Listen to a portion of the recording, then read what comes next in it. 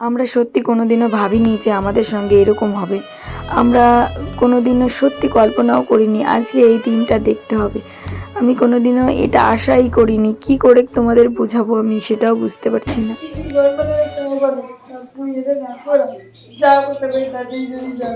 জানা আমারে নিয়ে আমি কি কোনো কথা করতে পারবো না।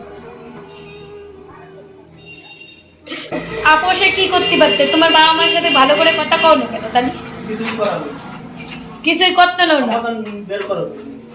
আমার কোনো দরকার নেই। বক্তব্য বলে আমার কিছু করার নেই না। তাই এরকম তোমার তারিফ তুমি শুনলে না কি বললো যে মরে গেলি জানো ই না দেয়? কি শুনলে তুমি? কিছু করার নাই।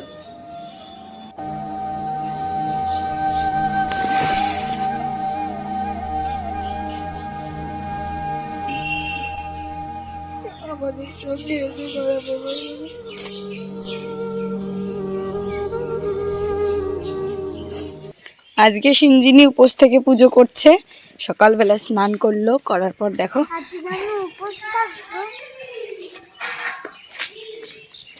এই দেখো কত কুয়াশা। মানে কি আজকে কাকিমাদের বাড়ি পুজো। তো চলো আমিও রেডি, স্নান করলাম, ঘর করলাম। এটা ছিল সোমবারের সকালবেলার একটা ব্লগ। তো ভেবেছিলাম তোমাদের সঙ্গে শেয়ার করব, কিন্তু আমি একটা দিন এতটা ভেঙে পড়েছিলাম আমি নিজেকে সামলাতেই পারছিলাম না। তাই ভাবলাম তোমাদের সঙ্গে পরবর্তীতে শেয়ার করে দেবো, যেহেতু আমি ভিডিওটা করেই রেখেছি। আর তোমাদের ছাড়া আমার কিন্তু যাওয়ার কোনো পথ নেই, তাই কিন্তু আজকে তোমাদের সঙ্গে এই ভিডিওটা শেয়ার করতে আমি বাধ্য হচ্ছি। কি হয়েছে না হয়েছে সবটাই বলবো। তো সকালবেলা উঠলে নাকি সব কিছু ভালো যায়। ঘুম থেকে উঠে একদম স্নান করে, তবুও কুম্ভ স্নানের জল দিয়ে কিন্তু আজকে স্নান করেছি। আজকের দিনটা যে আমাদের কাছে এমন হবে সত্যি ভাবিনি। সকাল সকাল দেখো স্নিগ্ধও কিন্তু একদম কলের ঠান্ডা জল দিয়ে স্নান করছে। আজকে প্রচণ্ড হারে কুয়াশা। তো স্নান টান করে আমরা কিন্তু সবাই চলে এসেছি কাকিমাদের বাড়ি। আজকে স্নিগ্ধ পাপার হচ্ছে হাতে খড়ি হবে, মানে প্রথম লেখা শিখবে ব্রাহ্মণ এনে, ওই জন্যই বাড়িতে পুজো করা। তো আমি বলতে চাচ্ছি তোমাদের সঙ্গে একটু ভালো করে ভিডিওটা শেয়ার করি, তোমরা প্রথম থেকে দেখতে থাকো। আশা করছি আজকের ব্লগটার ভিতর তোমাদের কিছু আমি জানাতে চলেছি, কি হয়েছে না হয়েছে।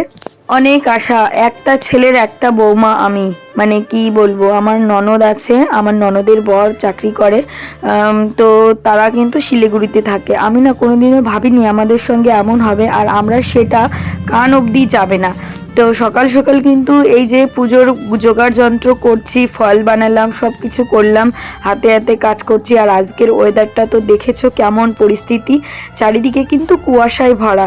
তো এই যে কিন্তু ওরা ভাই বোন মিলে খেলা শুরু করেছে। আর আজকে পুজোর চাপটা খুব বেশি, 10টার ভিতর কিন্তু পুজো সেরে নিতে হবে, না হলে কিন্তু পূর্ণিমা থাকবে না। তাই জন্য কিন্তু এই ব্রাহ্মণকে সকাল 6:30টার সময় কাকিমা ফোন করেছিল, বলেছিল তাড়াতাড়ি করে চলে আসো, আমাদের কিন্তু জোগাড় হয়ে গেছে। কিন্তু ব্রাহ্মণ এতটা পুজোয় ব্যস্ত, একজন ওনার হাত ধরে কিন্তু নিয়ে যাচ্ছে, তাই জন্য কিন্তু দেরি হয়ে যাচ্ছে। আর এদিকে দেখো একটা বাচ্চা এসেছিল, ওর না পুরো হাত পায়ে সবার তো 10টা আঙুল থাকে, ও কিন্তু 24টা আঙুল। তো তাই দেখালাম তোমাদের। আর এদিকে দেখো কিন্তু সব যোগাযন্ত্র করে আমরা ওয়েট করেই যাচ্ছি কখন ব্রাহ্মণ আসবে, কারণ পুজোর একটা সময় নির্দিষ্ট টাইম থাকে। তাই জন্য কিন্তু সবাই আর কি আমরা এখানে অপেক্ষা করছি ব্রাহ্মণের জন্য, যখন আসবে তখন শুধু আমরা বসে পড়বো। আর কাজ বাজ করছি মনে খুব আনন্দ নিয়ে, কারণ সকাল সকালে এত সকালে খুব একটা ওঠা হয় না। ওই 5:30টার দিকে উঠে সকালের বাসি কাজ করে এসেছি, ওগুলো আর তোমাদের দেখাইনি। যেমন ঘর ঝাড় দেওয়া, বাসন মাজা, উঠোন কোড়ানো করে টোরে স্নান করে এই যে আসলাম। আসার পরে কিন্তু পুজো করতে আসছি, মন ভালো হওয়ার তো কথাই, তাই না?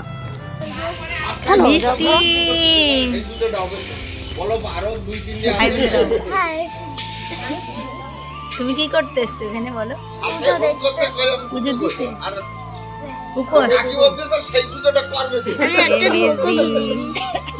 মেজদিকে দেখে নাও কেমন লাগছে মেজদি। আমি তো একদম রেডি স্বাধীন। কিন্তু অনেকটা টাইম ধরে আমরা অপেক্ষা করতেই রয়েছি। আর আমি যে শাড়িটা পরেছিলাম, কিন্তু এই শাড়িটা পরে নিলাম। এটা কিন্তু তসরের শাড়ি, আমার বোন দিয়েছিল আমাকে, দিয়েছিল হচ্ছে ও শাশুড়ি মা। তো চলো পুজোর সময় একটু সাদা শাড়ি পরলেই ভালো হয়, তাই কিন্তু এই শাড়িটা আমি পরে নিলাম।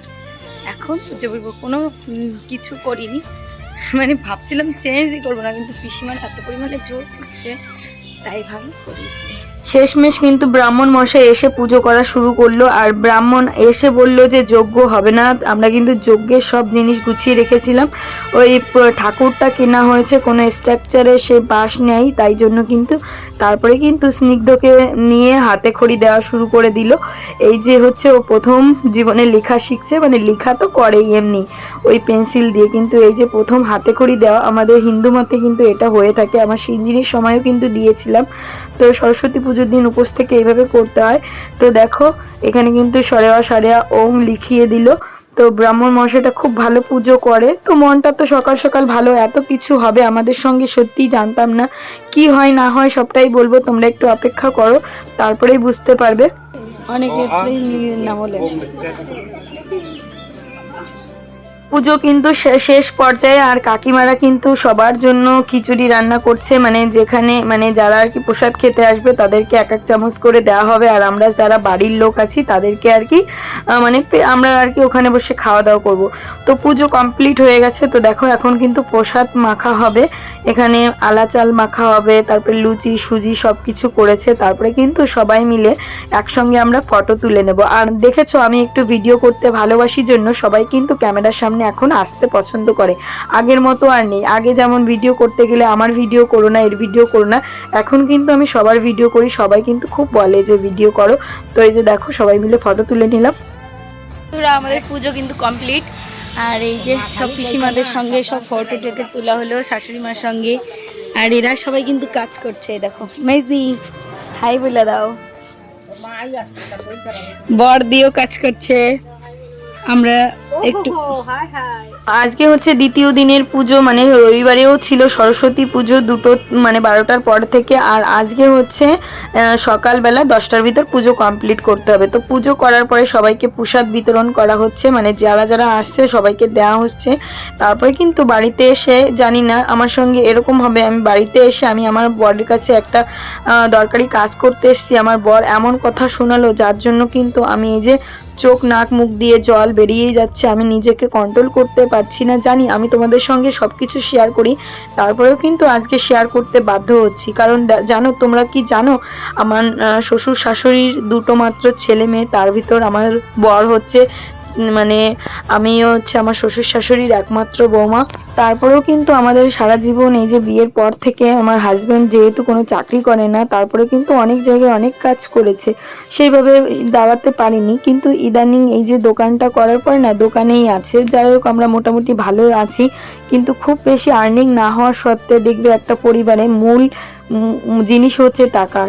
ছেলে মেয়েরা যদি ভালো টাকা পয়সা ইনকাম করে সবাই কিন্তু তাদের ভালো চোখে দেখে। আর দেখো আমি তো ভালোবাসা করে বিয়ে করেছি, আমি তো আমার বরকে ছেড়ে যেতে পারবো না, কারণ আমি ওকে খুব ভালোবাসি।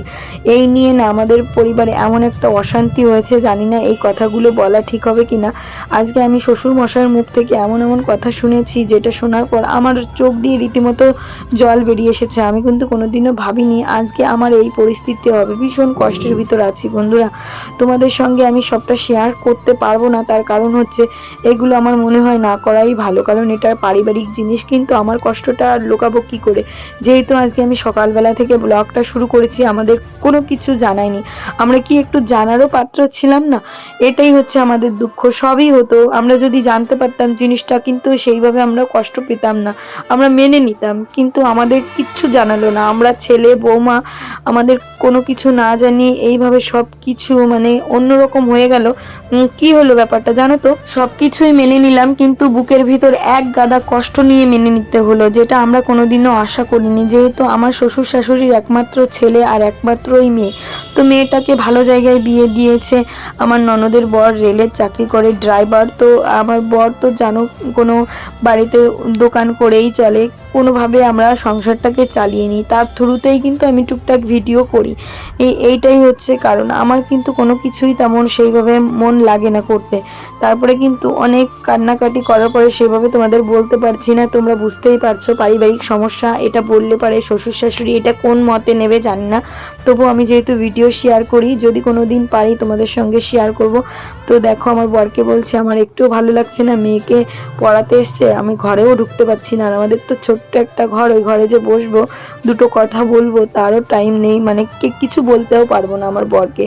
তারপরে কিন্তু চলে এলাম, আজকে যেহেতু সরস্বতী পুজোর দিন, কোনো রেডি হওয়া ছাড়াই বরকে বললাম চলো না আমাকে একটু অন্য জায়গা থেকে নিয়ে চলো, আমি বাড়িতে থাকলে কেননা আমি নিজেই সুসাইড করে মরে যাব, এরকম একটা পরিস্থিতি হয়ে গেছে জানো তো। আমার জীবনে কোনোদিনও এত কষ্ট পাইনি, বাবা মা আমাকে কত কিছু বারণ করেছে কিন্তু শুনিনি। এই ছেলেটার হাত ধরে কিন্তু আমি একভাবে চলে এসেছি, কোনো ইনকাম ছাড়াই ছেলেটাকে বিয়ে করেছি। আমার বর যে কর্মজীবী না তা না, ওর কিন্তু কাজ করে দোকানে, ও মানে দোকানে যে সাইবার ক্যাফে থাকে না সেইগুলোই আর কি ও চালায়, তো ভালোই মোটামুটি হয়। কিন্তু একটা সংসারে যে কত খরচা তোমরা বুঝতেই পারো। কিন্তু আমার শ্বশুরের একটা মুদিখানা দোকানও আছে, তার ভিতর দিয়েও কিন্তু আমরা একটুও ভালো নেই। কি বলবো, আমাদের মন মানসিকতা, সব থেকে বড় কথা টাকাটাই মেন না, টাকা তো মানুষ প্রচুর কামায় কিন্তু সুখটা কোথায় বলো। তো আমরা দুজন না সুখীতেই আছি, কিন্তু তারপরেও কোনোভাবে কিন্তু নিজেদের ঠিক করে রাখতে আমাদের মানে পদে পদে দোষ, আমরা নিজের মতো করে বাঁচতেই পারি না, আমাদের এত পরিস্থিতি খারাপ, আমাদের সবাই দোষী সাব্যস্ত করে। আমাদের পাশে গুরুজন নেই জন্য, মানে শ্বশুর শাশুড়ি তো মেন গুরুজন, এরা দুজন আমাদের মাথা থেকে হাত সরিয়ে দিয়েছে জন্য আমাদের কেউ ভালোবাসে না জানো তো।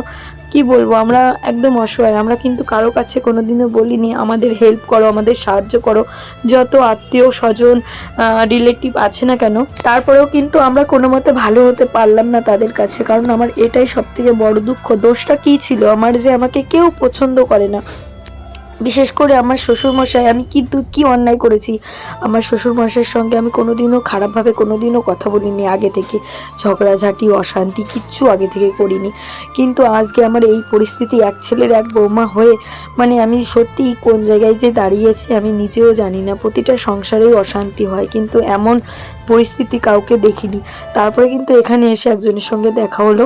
বন্ধুরা, তার সঙ্গে দেখা হয়ে গেল আমার বান্ধবী। এই একদিন আসো না গো। হ্যাঁ যাবো, শুধু বলি জানো তো। হ্যাঁ সিন্দিনী বাবা, আমাদের দুজনের একটা সুন্দর ছবি তুলে দাও সাবিত্রীর সঙ্গে। সঙ্গে দেখা হয়ে গেছে, ভীষণ ভালো লাগছে। তুমি তো সুন্দর করে সেজে এসছো, আর আমি তুমি সাজনি কেন? আমি এই পুষ্পদের বাড়ি পুজো ছিল, দেখলাম তো, তা আমরা তো তারপরে পুজো করে শাড়ি চেঞ্জ করে মনটা ভালো নেই, বরের বললাম চলো বেরিয়ে আসি। মন ভালো নেই কেন? শাড়ির একটা পেনও করিনি, পরে একদিন ফোন করে বলবো। নাম্বারটা বলে না, মন খারাপ থাকলে কোথাও একটা বেরিয়ে আসা দরকার। এই যে এই দিনটা মনে হয় একটা বেরিয়ে এসেছিলাম জন্য একটুখানি মনটা ভালো হয়েছিল। সবই তো চলে গেছে, আমাদের তো কেউ মাথার উপর নেই। গুরুজন বলতে আমরা যতই তাদেরকে মানি না কেন, আমাদের তো কেউ মানে না, আমাদের তো কেউ ভালোবাসে না। মানে তারপরে বাঁচতে তো হবে, জীবনটা তো আর সীমিত না, যতদিন বাঁচবো বেঁচে তো যেতেই হবে। কষ্ট হোক দুঃখ হোক, দিন সবারই ফিরে আসবে। কিন্তু এর মাঝে সম্পর্কগুলো যে নষ্ট হয়ে যায় ছোট ছোট জিনিসের জন্য, এইসব জিনিস আমি যে বলছি খুব বড় জিনিস তাও না, কিন্তু এটাই অনেক বড়, এটাই একটা মানুষের জন্য মানে সব কিছু শেষ করে দেওয়ার একমাত্র কারণও হতে পারে।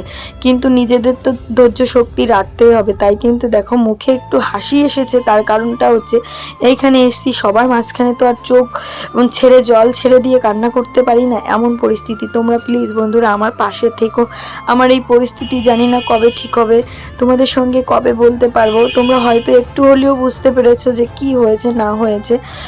তারপরেও কিন্তু মনের অবস্থা খুবই খারাপ। মেয়েটাকে রেখে এসছি, ওকে পড়াচ্ছে বাড়িতে, আর আমি আমার মেয়েকে কোনোদিনও বারণ করি না যে এর কাছে যাবি না ওর কাছে যাবি না, সবসময় ওর জন্য সব দরজা খোলা থাকুক। এত সুন্দর ঝাড় দিয়ে দেখো বন্ধুরা, পুরো উঠোনটাও ঝাড় দিল এইটুকু বাচ্চা। কালকে ওর জন্মদিন হলো আর আজকে ও কাজ করছে। এই দেখো পুরো ওই কোণা থেকে শুরু করে পুরো পুরো পুরো মানে কি বলবো, তুমি অনেক লক্ষ্মী মেয়ে, খুব ভালো মেয়ে। আর দেখো এইটুকু নোংরা দুটো রয়েছে, সব কুড়ানোর পরে তারপরেও কিন্তু আবারও কুড়াচ্ছে।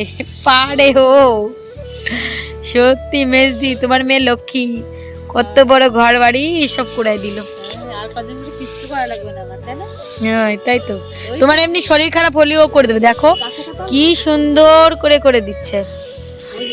আজকে না ব্লগে আমি করতে পারিনি, তারপরে সারাদিন সকালবেলা কাকিমাদের বাড়ি কাজকর্ম করলাম, মনটা একদমই ভালো নেই। এই যে কি যে অশান্তি হচ্ছে বাড়িতে আমাদের সঙ্গে, আমি একসময় ভালোভাবে শেয়ার করব, তো তোমরা প্লিজ আমার পাশে থেকো। আমি জানি না কীভাবে ভিডিও দেব, আমার ভিডিওটা দেওয়া ঠিক হবে কি না, ভীষণ অশান্তির ভিতরে আছি। আজকে একটা ভালো দিনই, সরস্বতী পুজোর দিন, এইভাবে যে আমার চোখের জলে সারাদিন আমার ভিজতে হবে আমি সত্যি জানতাম না। তো এখন আমি রান্না করব, সারাদিন ঘাড়ি জ্বলেনি আমাদের বাড়িতে, সকালবেলায় প্রসাদ খেয়েছি, তো এখন বানাবো রুটি। তো চলো বন্ধুরা, আজকের ব্লগটা এই পর্যন্ত থাকলো, কারণ আমার চোখ মুখের অবস্থা দেখে তোমরা বুঝতেই পারছো,